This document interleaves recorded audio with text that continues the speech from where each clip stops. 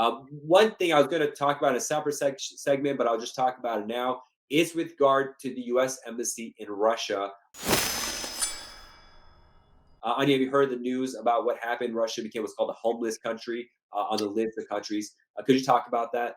Right. Last week, Foreign Affairs Manual was updated with this information, and Russian nationality was added to the list of it's called homeless nationalities. So basically, in this list, those countries that either don't have U.S. embassy there, or they have like some political bad climate or something like that. Yeah. So Russians are there, um, uh, Iranians, Yeah. Yemen. Somali, yeah, people from Yemen. Um, I don't remember exactly. like, I mean, but, it's yeah. the list is full of countries. I mean, it's like an 8 country list, but usually it's war torn or big political issue, the U.S. and stuff like that. Russia is kind of like the safest place where it's closed, but the political situation has gotten so dramatically bad between the two countries every year that many Russians already who are dealing with this consular processing have known you can't even get an interview. But the option now, which is actually a good option if you could get a visa for it. The alternative embassy they opened up, is it in Poland, Warsaw, Poland? Is that it? Or Yes, the embassy was designated Warsaw, U.S. Embassy in Warsaw, Poland. At this embassy now, Polish citizens will be getting their immigrant visas. Belarus citizens will be getting their immigrant visas, and Russians will wow, be getting their immigrant visas. And don't forget that Russia has, if I'm not mistaken, like 145 million people living there. Yes, and yeah, of course, not all of them will apply for American visas, but it's a lot of people. hmm So probably they moved consular officers that used to work in Moscow. They moved them to Warsaw, something like that, um, because a lot of people, they can't speak English, so and they need someone who speaks yeah. Russian specifically for them to go through the interview.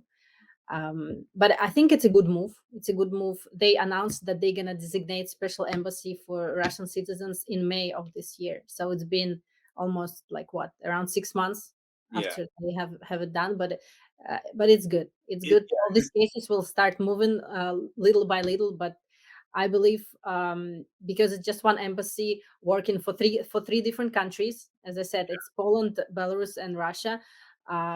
I think there will be huge delays specifically in this embassy, mhm. unless they're going to prioritize, for example, Polish citizens over Russian citizens. We don't know yet how it's going Anything's to possible. And it's going to be better than what poor. I mean, I deal with Iranian cases because we get a lot of Iranians contacting us. They're probably, when it comes to consular processing, one of the worst. But when I was telling Iranian families that it's bad, I'm like, the only country as bad as yours, maybe even worse, are Russian cases and how they deal with those, because they have administrative processing as well, delays after the interview. But their embassies weren't even processing in Moscow. They shut it down on the St. Petersburg. They're closing down in Yekaterinburg, I think it was, in Vladivostok. I'm trying. I'm not that good with Russian names. I'm not a Russian speaker. You got it. But it's a godsend because there was cases that were stuck. But now you have to also travel to Poland, so there's extra costs. You might have multiple interviews, for example. You might have to come back, and you'll need an EU visa to get there. And I had one client who applied for a Polish visa. They denied him once they found out he's coming for embassy processing for some reason. And so he had to get another visa for EU and kind of get in that way. So if you are one of these cases, you have to kind of plan out how you're going to enter the European Union zone with the visa, because Russian national citizens don't automatically get visas for that country. So it's better and still a headache at the same time. Right. I just want to add two things. One thing, as far as I know, for now, there is this mandatory quarantine in Poland. So, and for example, if you travel there to get to United States Embassy for your immigrant visa interview, you can ask to be exempted from these quarantine requirements. Apart Oh, from, I'm not even talking about Schengen visa that you need to get.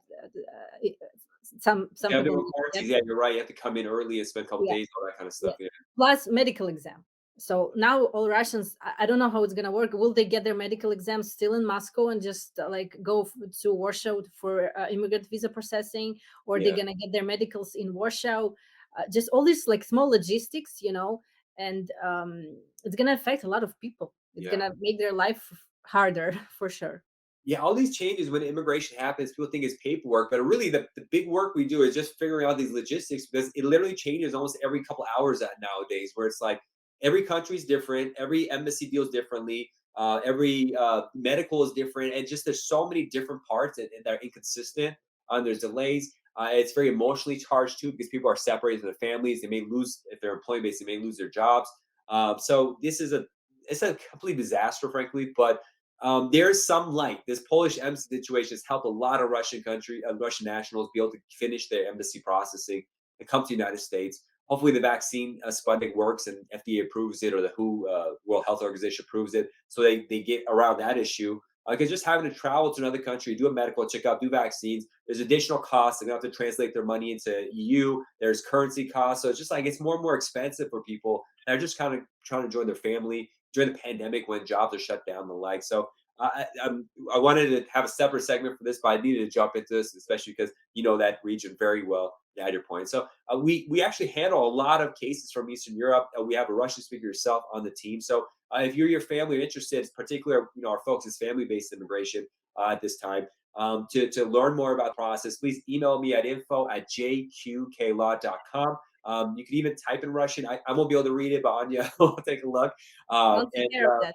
yeah, we'll schedule a consultation to really break down the situation, explain what's going on, and take it from there. Just send us an email.